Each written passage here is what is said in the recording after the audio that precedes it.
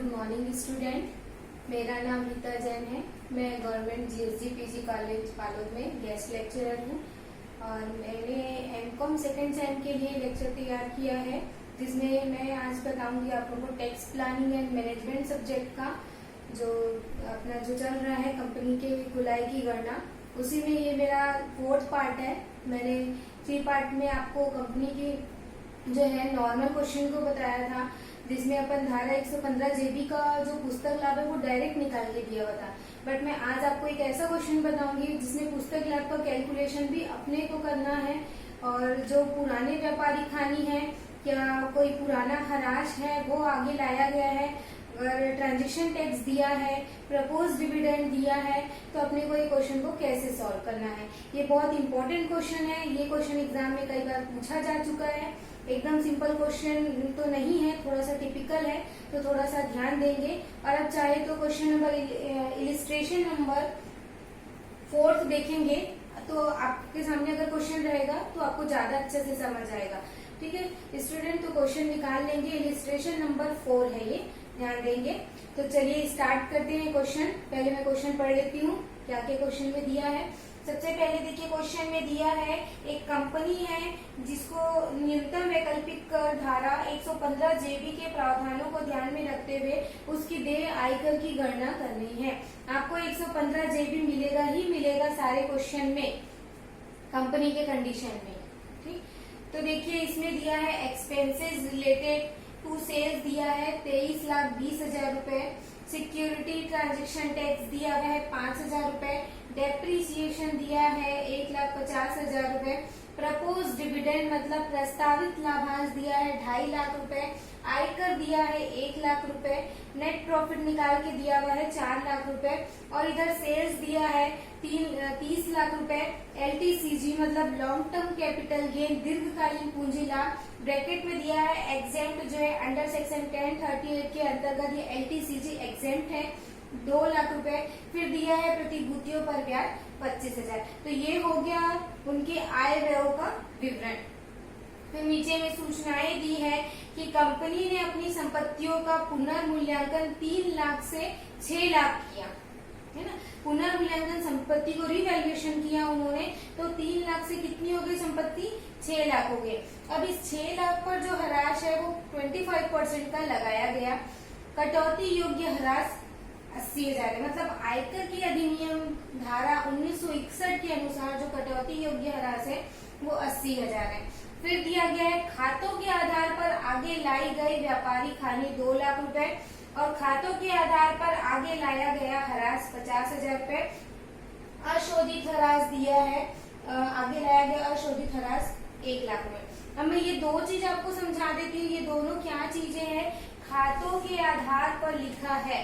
ध्यान देंगे, ये वाला लेक्चर मेरा बहुत इंपॉर्टेंट है आप लोगों के लिए, पूरा कंपनी का बेस है ये, क्योंकि यहाँ पे पहले के जो 2 क्वेश्चन मैंने आपको बताए थे उसमें पुस्तक लाभ ऑलरेडी दिया हुआ था, बट इस क्वेश्चन में पुस्तक लाभ भी अपने को ही फाइंड आउट करना है। तो इसलिए ये वाला लेक्चर में थोड़ा सा जरूर ध्यान देंगे, जरूर ये लेक्चर देंगे ताकि आप कंपनी का कोई भी क्वेश्चन हो वो सॉल्व कर सकें। तो देखिए 2 पॉइंट यहाँ वेरी इंपॉर्टेंट है। एक खातों के आधार पर आगे वर्डिंग का एकदम ध्यान देंगे, खातों के आधार पर लाया गया है। ये जो व्यापारी खानी लाई गई है 2 लाख रुपए वो खातों के आधार पर है, और जो हराश आगे लाया गया है वो भी किसके आधार पर है, खातों के आधार पर है। फिर दिया है आगे लाया गया अशोधित हराश। अशोधित हराश का डेफिनेशन आपको मालूम है क्या होता है, नहीं मालूम है तो मैं फिर से बता देती हूँ। अपन ने व्यक्तियों के आय की गणना में ये अशोधित हराश को जाना ही है, फिर भी मैं एक बार आपको ये बता देती हूँ। अशोधित हराश मतलब ये होता है कि जो पुराने वर्षों का हराश है जो किसी कारण से हानि होने के कारण से सेट ऑफ नहीं हो पाया है, मतलब कि व्यापार में अगर हानि हुई होगी और अपने पास आय नहीं हुआ होगा तो ये जो अशोधित हराश है वो क्या है, उसे एब्जॉर्ब नहीं हो पाया है, तो वही ये अशोधित हराश है जो आगे लाया गया है। अच्छा, ये अशोधित हराश का सेटअप अपन किससे करते हैं, आय के किसी भी साधनों से ये जो अशोधित हराश है वो क्या हो जाता है, सेटअप हो जाता है। ठीक है, तो अशोधित हराश से आए वो वेतन से आए हो, चाहे मकान संपत्ति से आए हो, चाहे अन्य साधनों से आए हो, चाहे वो पूंजी लाभ हो, चाहे व्यापार से आए हो, किसी भी साधनों से ये सेटअप हो जाता है। तो इसको अपन जो है सेटअप कर लेंगे। बट ये जो दो हानि है वो किसके आधार पर है, खातों के आधार पर आगे लाई गई है। और जो अशोधित हरास है उसमें खातों के आधार पर नहीं लिखा है। तो ठीक है, तो ये खातों के आधार पर नहीं लाया गया है, इनकम टैक्स के आधार पर ये क्या है, अशोधित हरास आगे लाए हैं। तो क्वेश्चन अपन सॉल्व करते हैं। देखिए सबसे पहले अपने को इसमें कर दायित्व की भी गणना करनी है और कुल आय की भी। तो सबसे पहले करते हैं कुल आय की गणना।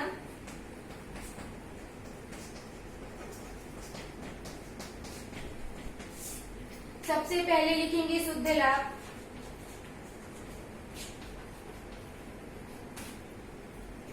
शुद्ध लाभ है 4 लाख रुपए। क्वेश्चन निकाल लेंगे, इलिस्ट्रेशन नंबर 4 है ये। आपके सामने अगर क्वेश्चन रहेगा तो आपको ज्यादा अच्छे से समझ में आएगा, है ना। वैसे क्वेश्चन मैंने नोट डाउन किया है, बट अगर आपको समझ नहीं आ रहा है तो निकाल लेंगे। शुद्ध लाभ है 4 लाख रुपए। अब आप मेरे साथ बताते जाइए। एक्सपेंसेस जो रिलेटेड टू सेल्स है, सेल्स से रिलेटेड एग्जाम सारे क्या होते हैं, स्वीकृत होते हैं, अलाउेबल है, तो ये प्लस नहीं होगा। सिक्योरिटी ट्रांजेक्शन टैक्स, ये जो सिक्योरिटी ट्रांजेक्शन टैक्स है जिसको बोलते हैं समव्यवहारभूति कर है ना। तो समव्यवहारभूति कर है या प्रतिभूति कर बोल सकते हैं। तो ये जो कर है ये किस पर लगता है, दीर्घकालीन पूंजी लाभ पर। जब अपन क्या करते हैं, अंशों का खरीदी बिक्री करते हैं, उस पर ये जो है ट्रांजेक्शन टैक्स लगता है। तो ये जो ट्रांजेक्शन टैक्स है वो अगर ये पट गया है तो इसमें क्या है, आयकर के अनुसार जो है ये स्वीकृत नहीं होता। इसलिए अस्वीकृत व्यय के अंतर्गत ये क्या हो जाएगा, प्लस हो जाएगा। प्रतिभूति व्यवहार कर, इसको बोलेंगे प्रतिभूति व्यवहार कर। सिक्योरिटी ट्रांजेक्शन टैक्स STT कितना है, 5000 रुपए। फिर है डेप्रीशिएशन। देखिए डेप्रीशिएशन ऊपर में दिया है 1.5 लाख रुपए, बट नीचे में लिखा है कटौती योग्य, आयकर के अनुसार कटौती योग्य ह्रास कितना है, मात्र 80,000 है। तो दो तरीके हैं, या तो आप पहले पूरा 1.5 लाख को प्लस कर दीजिए, बाद में नीचे में 80,000 क्या कर दीजिए, स्वीकृत ह्रास करके माइनस कर दीजिए। या फिर यहाँ पर अपन अस्वीकृत ह्रास, यहाँ पर इन्होंने कितना ले लिया, पूरा ह्रास 1.5 लाख रुपए, जबकि वास्तव में स्वीकृत कितना है, 80,000 रुपए। तो ह्रास बाकी जो डिफरेंस है वो कितना हो जाएगा, 1.5 लाख माइनस 80,000, 70,000 रुपए क्या हो जाएगा, अस्वीकृत हो जाएगा। फिर प्रपोज डिविडेंड मतलब प्रस्तावित लाभांश, तो ये भी अस्वीकृत होता है।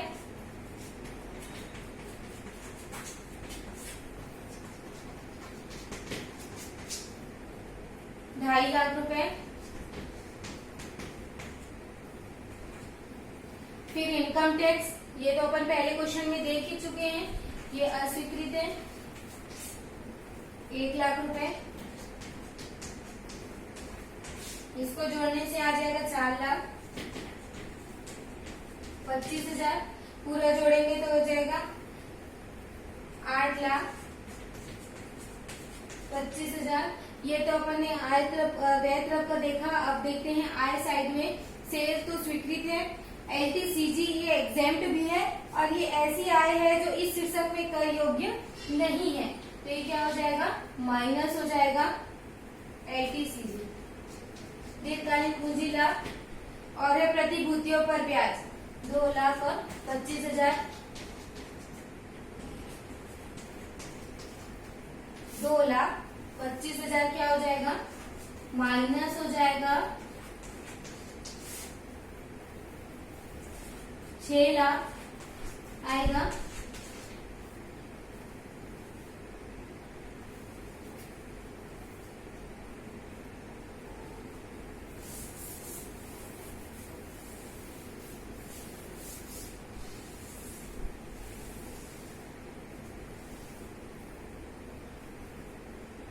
छह लाख जो अपना निकला है, ये अभी जो निकला है वो व्यापार से आय निकला है। इसके साथ ही क्वेश्चन में अशोधित ह्रास दिया है, तो उसको भी सेटअप करेंगे। अशोधित ह्रास 1 लाख रुपए दिया है। तो माइनस करने से आ जाएगा 5 लाख। अब ये निकल गया व्यापार से आए।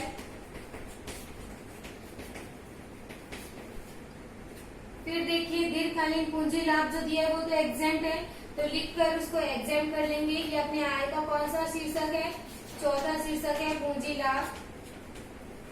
धारा 1038 के अंतर्गत ये एग्जेम्प्ट है, तो एग्जेम्प्ट कर दीजिए। इसके बाद जो है आय का 5वां शीर्षक है अपना अन्य साधनों से आय।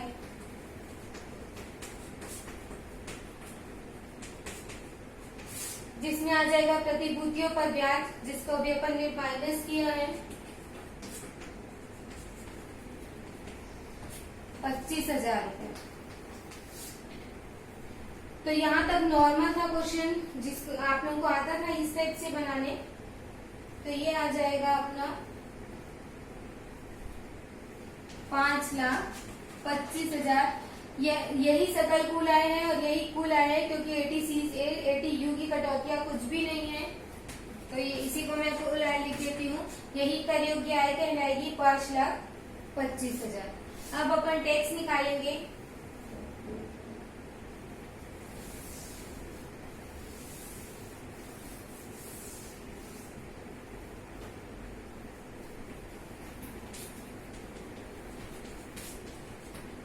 $5,25,000 का 30% कितना आएगा? 1,57,500 प्लस 3 सरचार्ज तो लगेगा नहीं, लिख के डैश कर देते हैं।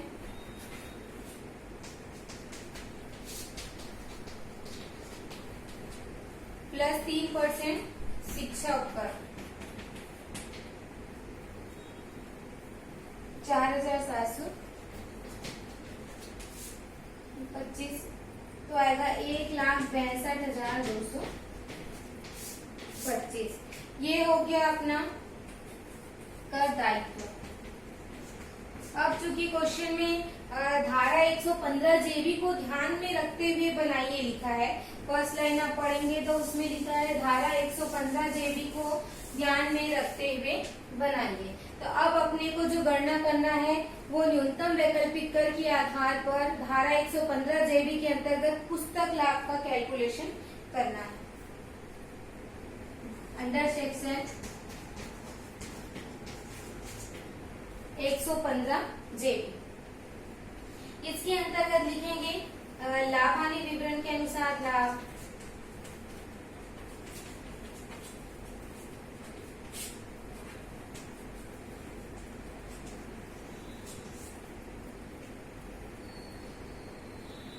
दिया है 4 लाख रुपए, प्लस क्या हो जाएगा अस्वीकृत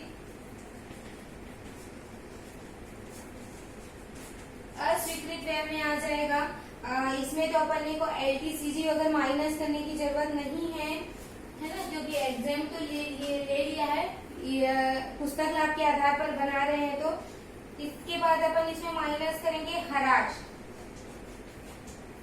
क्योंकि देखिए इसमें एक लाइन दी हुई है संपत्तियों के पुनर्मूल्यांकन करने से हराज कितना हो गया है 6 लाख हो गया है, और संपत्तियों का जो पुनर्मूल्यांकन 6 लाख हो गया और हराज की दर कितनी है, उस पर 25% जो है हराज लगाया जाता है। तो पहले जो हराज दिया है उसको अपने को क्या करना पड़ेगा, डिसअलाउ करना पड़ेगा 1,50,000 को, बाद में उसको अलाउएबल करेंगे।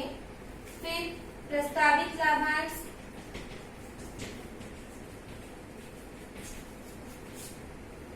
2,50,000, फिर आ जाएगा आयकर 1 लाख, कितना हो जाएगा ये 2, 3, 4, 5 लाख हो जाएगा। 9 लाख रुपए क्या आ जाएगा ये।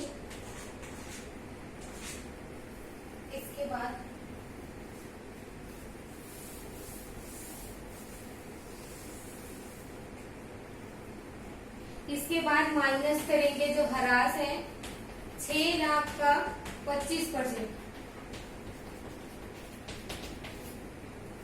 कितना हो जाएगा, सॉरी देखिए संपत्ति 3 लाख की है, 3 लाख से कितना हो गया है 6 लाख, तो वैल्यूएशन 3 से 6 बढ़ा, मतलब 3 लाख का वैल्यूएशन बढ़ा, तो 3 लाख का कितना आ जाएगा 25%, मतलब 75,000।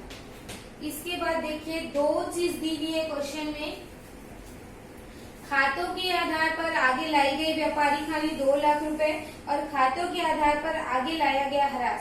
तो जो धारा 115 जेबी के अंतर्गत अपन पुस्तक लाभ देख रहे हैं, उसमें क्या होता है, व्यापारिक हानि और ह्रास जो दोनों में कम हो वही क्या होगा, कटौती योग्य होगा।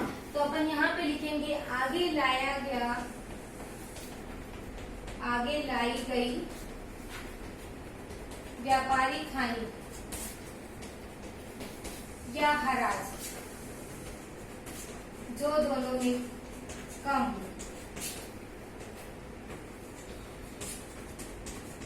कितना है, देखिए 2 लाख है और 50,000, दोनों में कम क्या है 50,000, तो वही इस साल क्या होगा माइनस होगा। तो 1,25,000 क्या हो जाएगा माइनस हो जाएगा।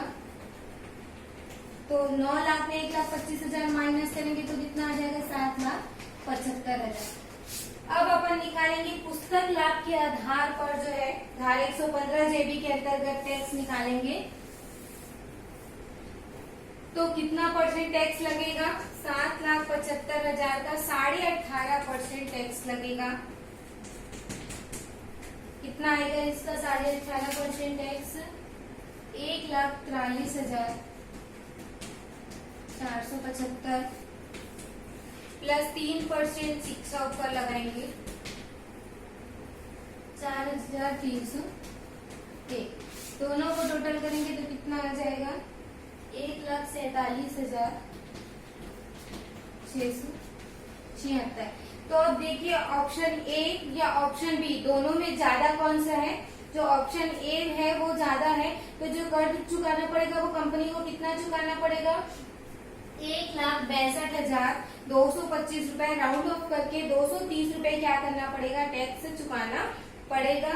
और जो सहानुभूति व्यवहार कर था जो वो डिडक्टेबल है, एज पर बुक प्रॉफिट के अनुसार जो है अपन मार्जिनल टैक्स निकाल रहे हैं, एग्रीगेट मार्जिनल टैक्स, तो उसमें वो अलाउेबल होता है, बट आयकर के अनुसार जो है वो अलाउेबल नहीं है। अस्वीकृत करके पहले वाले में बनाते टाइम अपन क्या किए उसको प्लस किए और बाद वाले में उसको वापस एड बैक नहीं किए हैं, और सरचार्ज तो लगेगा नहीं। तो इस प्रकार से ये जो अपना क्वेश्चन है इसमें सबसे ज्यादा कर जो है वो 1,62,230 रुपए आ रहा है, तो यही कर जो है कंपनी को क्या करना पड़ेगा चुकाना पड़ेगा। तो मेरे हिसाब से आप लोगों को ये क्वेश्चन समझ आ गया होगा। ये क्वेश्चन बहुत इम्पोर्टेंट है, इसमें दो तीन चीज अपने को ध्यान में रखना था, जो इसलिए मैंने आपको ये क्वेश्चन बताया है। इसके हिसाब से आप जो है सॉल्यूशन करके देखेंगे बाकी जो क्वेश्चन है उसका, तो आपको और अच्छे से समझ आ जाएगा। अगर कोई दिक्कत जाएगी तो आप मेरे से कांटेक्ट कर लेंगे, मेरे को कमेंट जरूर करेंगे, ताकि मैं आपको उसका वापस सॉल्यूशन बता सकूं कि कौन सा क्वेश्चन आपसे नहीं बन पा रहा है। तो मेरे हिसाब से ये क्वेश्चन आपको समझ में आ गया होगा। सिर्फ ध्यान रखेंगे एक तो संभूति व्यवहार कर जो है, और इसमें अपन प्रतिभूतियों पर ब्याज है उसको भी वापस ऐड नहीं किए हैं। पुस्तक लाभ का मतलब है कंपनी के द्वारा बनाए गए लाभ हानि खातों का विवरण क्या है, पुस्तक लाभ है। तो जरूर मेरे लेक्चर को लाइक करें और कमेंट करें कि आपको कहाँ पे क्या दिक्कत जा रही है, ताकि मैं उसमें जो होने वाली गलतियों को मैं ध्यान रख सकूं, सुधार सकूं। और अगर कुछ क्वेश्चन समझ नहीं आ रहा है या डाउट आ रहा है तो कमेंट करें, ताकि मैं आपको उसमें सुधार करके और मैं नेक्स्ट वीडियो में तैयार करूंगी। और ज्यादा से ज्यादा लाइक करें और अपने दोस्तों के साथ इसको शेयर करें। Thank you.